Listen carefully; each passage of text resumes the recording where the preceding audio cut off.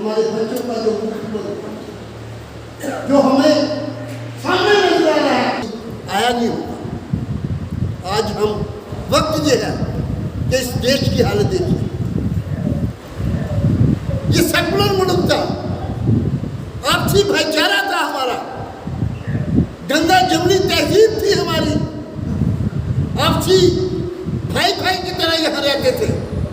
और यही हाल जम्मू कश्मीर के अंदर, ये हमारी रिवायत रही है कि चाहे कोई भी त्यौहार हो, अब कल परसों ईद हुई है, आपने देखा होगा कि जम्मू की रिवायत रही कि हिंदू, मुसलमान, सिख, ईसाई हर मजहब के लोगों ने ईद मनाई। और इसी प्रकार वो लोग सब मिलके हम लोग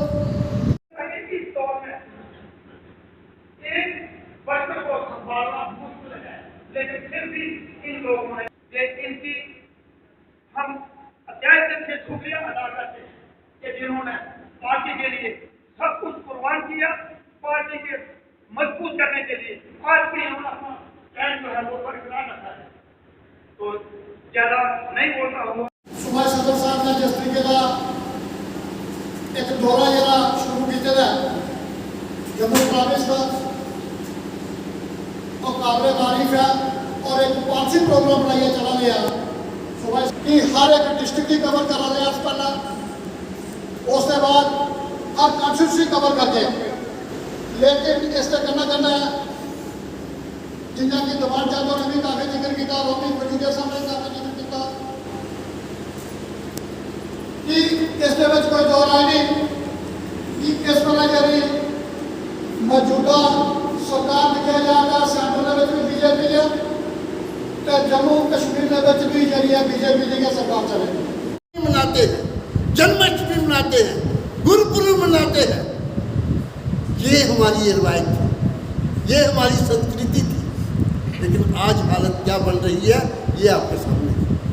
पूरे देश के अंदर एक दीवारें सी खड़ी की जा रही है, ये हिंदू है, ये मुसलमान है, ये बंगाली है, ये मराठी है, ये डोगरा है, ये कश्मीरी है। इस किस्म की दीवारें जो है, हमें जब तक इन दीवारों को हम दूर नहीं करेंगे, आने वाला हमारा कल जो है वो अपने आप को महफूज मत समझिए। ये मेरी आपसे दरख्वास्त है। आज जम्मू कश्मीर के अंदर आज यहाँ पे खजूरिया साहब ने कहा कि हम लोग यहाँ कमज़ोर हुए हैं, बेशक मैं मानता हूँ इस बात। मैंने वो दौर भी देखा है खजूरिया साहब आपका, जब हजारों की तादाद के मैं यहाँ पे जलसे हुआ करते थे। आपकी सरप्राइज में मैंने, जब मैं पहले प्रेसिडेंट था, मैं उस वक्त आया यहाँ पे, आपने वहाँ बलौर के अंदर, सिटी के अंदर बहुत बड़ा जलसा किया और वो तारीखी जलसा था। आप अपने आप को कमज़ोर मत समझिए। और ये जो हमारे साथी हैं, ये जो हमारे ब्लॉक प्रेसिडेंट हैं, ये भी उसी तरह शेर हैं जो इस माहौल में आपके साथ खड़े हैं। इससे ज़्यादा बड़ी और बात क्या हो सकती है। मैं समझता हूँ कि नेशनल कॉन्फ्रेंस एक ऐसी पार्टी है जो बिल्कुल ताकतवर होने के साथ साथ एक दूसरे से प्रेम, एक दूसरे से प्यार, एक दूसरे के खित्ते के साथ हमारा जो चलना फिरना है, मैं समझता हूँ ये बहुत बड़ी बात है। आज हर कोई ये सोचता है कि साहब कहाँ मुझे फ़ायदा होता है, मैं वहीं जाऊँगा, लेकिन नेशनल कॉन्फ्रेंस के कारकुनों में नहीं। आप जम्मू सूबा के अंदर छोड़ दीजिए, 2-4 आदमी चले गए, उससे पार्टियाँ कमज़ोर नहीं होती, जाने दीजिए उनको। लेकिन खजूरिया साहब पूरे जम्मू कश्मीर के अंदर हमारा काडर जो है आज भी चट्टान की तरह मजबूत है और लीडरशिप के पीछे खड़े हैं। जनाब जज साहब के पीछे खड़े हैं, जनाब उमर साहब के पीछे खड़े हैं, जो हमारी क़यादत है उनके पीछे खड़े हैं। आज वक्त यही,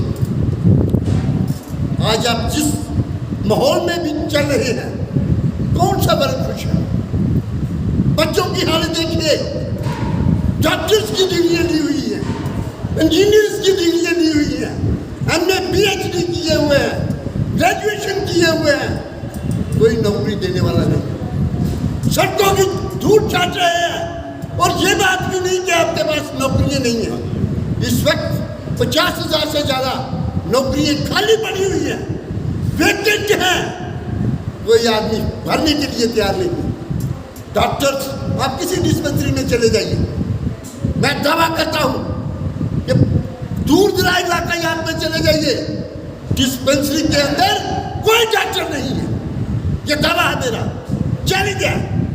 और यहाँ हजारों की तादाद में आपके डॉक्टर बेकार मिल रहे हैं। क्यों आप उनको नहीं वहाँ लगा रही हैं?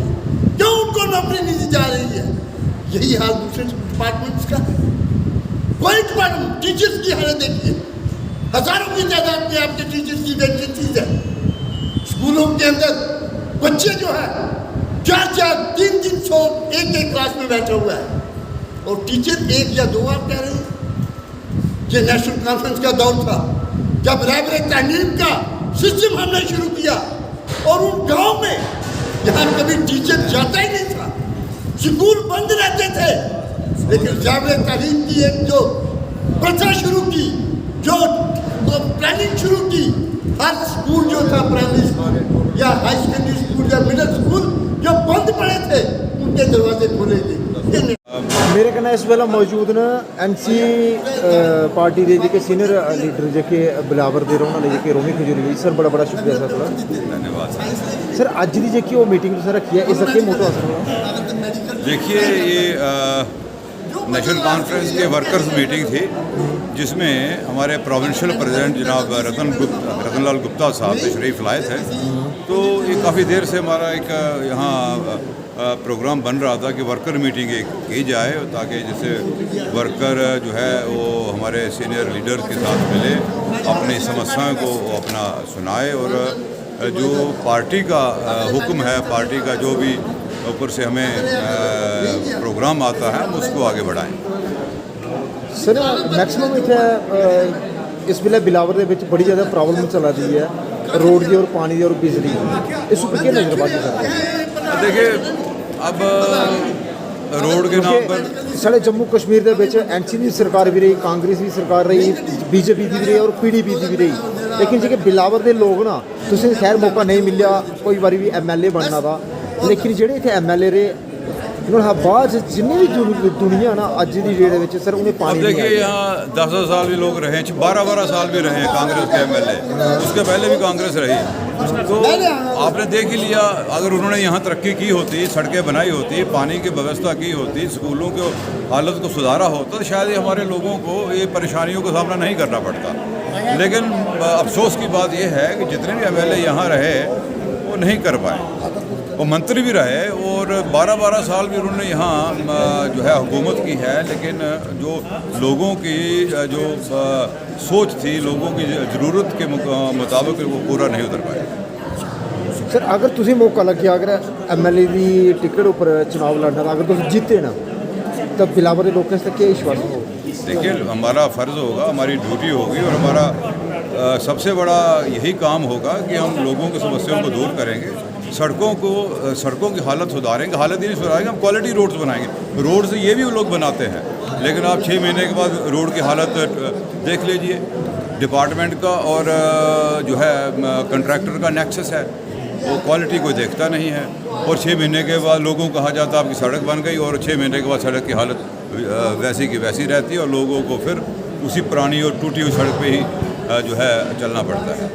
तो जो अगर हमें मौका मिला, लोगों की जो मूलभूत जो सुविधाएं हैं, इसके ऊपर काम करेंगे, और लोगों को हमारा एक फ़र्ज़ बन जाता है कि लोगों को समस्याओं को दूर करना। पानी है, बिजली है, अनएम्प्लॉयड का बहुत बड़ा इशू है हमारे यहाँ, और किसानों का बहुत बड़े इश्यूज़ हैं। सड़कें, पानी, स्कूल, हॉस्पिटल में डॉक्टर नहीं है, डिस्पेंसरीज में डॉक्टर नहीं है, तो बहुत बड़ी समस्या है। आप गिनते जाइए, समस्याएं बहुत हैं। सर चुनौती की गल की जाए तो BJP, कांग्रेस और PDP तमें बड़िया पार्टियां, और इस वेला आप पार्टी भी है, क्या लगता सर कि नेशनल कॉन्फ्रेंस जम्मू कश्मीर के अपनी सरकार बना? अब देखिए, जो हमारा मानना है और जो हमारा तजर्बा है, उसके आधार पे अगर बात करें तो हमें ये लग रहा है कि सरकार नेशनल कॉन्फ्रेंस बनाएगी, और नेशनल कॉन्फ्रेंस का चीफ मिनिस्टर होगा, नेशनल कॉन्फ्रेंस सरकार बनाएगी।